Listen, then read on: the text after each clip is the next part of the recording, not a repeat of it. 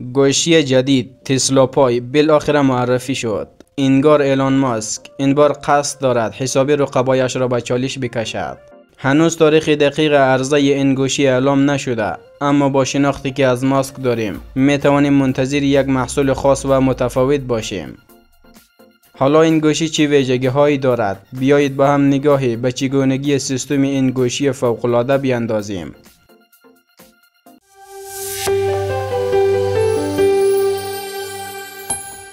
طراحی تسلا پای واقعاً از بقیه گوشی ها یک سر و گردن بالاتر است. بدنه یک پارچه بدون هیچ درزی، با دکمه های لمسی به جای دکمه های فیزیکی و ظاهر صاف و روان. استفاده از این گوشی هم ساده است، هم حس متفاوتی دارد. لبه های باریک و طراحی فوق العاده اش باعث می شود راحت در دست جا بگیرد و حسابی با کلاس به نظر برسد. جنس بدن از سرامیک چند لایه و شیشه محکم است. هم ضد خش است، هم دوام بالایی دارد و در این حال هم سبک است. یک سیستم بازخورد لمسی هم دارد که وقتی کنار گوشی را لمس میکنی حس دکمه واقعی را بهت میدهد. صفحه نمایش گوشی تقریبا کل صفحه را گرفته 98% و دوربین سلفی زیر صفحه نمایش مخفی شده، یعنی تجربه تصویری کامل بدون مزاحمت.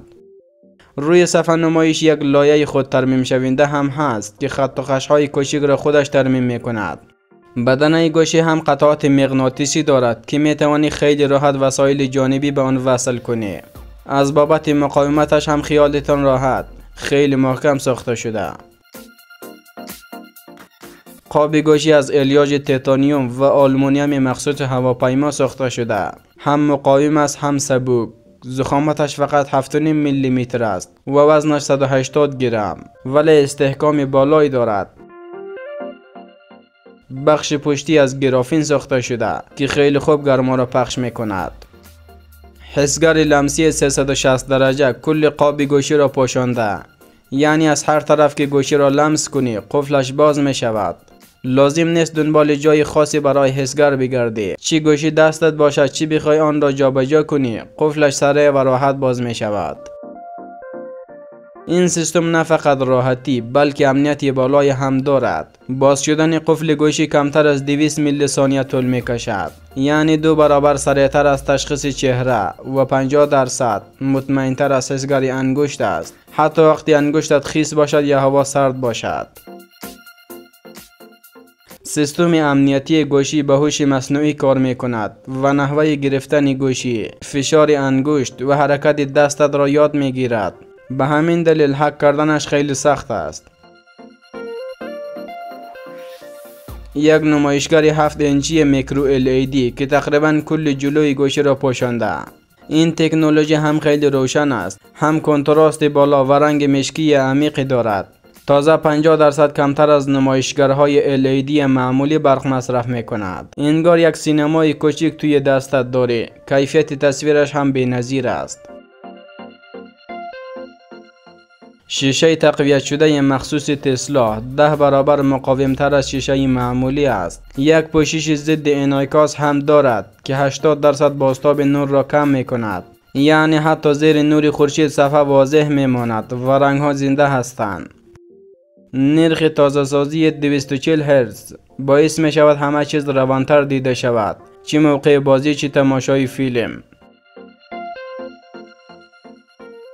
دوربین گوشی هم یک سیستم جالب دارد.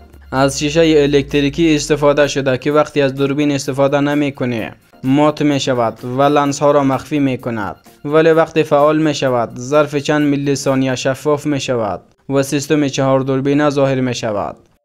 دوربین اصلی 180 مگاپیکسلی است و 3 دوربین 12 مگاپیکسلی دیگر هم کنارش هست که عکس ها و فیلم های با کیفیت بالا می گیرد.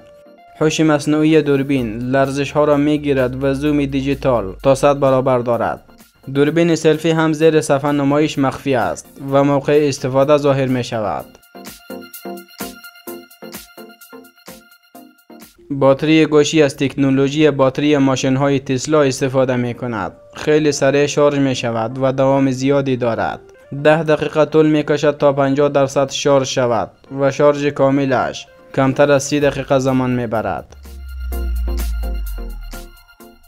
پشت گوشی هم یک پینل خورشیدی کوچک دارد که در مواقع اضطراری گوشی را شارژ می کند. این گوشی به رنگ‌های مختلف عرضه می شود، اما یک مدل خاص هم دارد که رنگش با نور دما تغییر می کند، یعنی همیشه یک رنگ جدید و خاص دارد. خلاصه تسلا پای همه معادلات گوشی های هوشمند را به هم زده، از طراحی جذاب گرفته تا باتری، دوربین، صفحه نمایش و هوش مصنوعی پیشرفتش. هنوز عرضه نشده ولی قطعاً بازار گوشی ها را متحول می کند.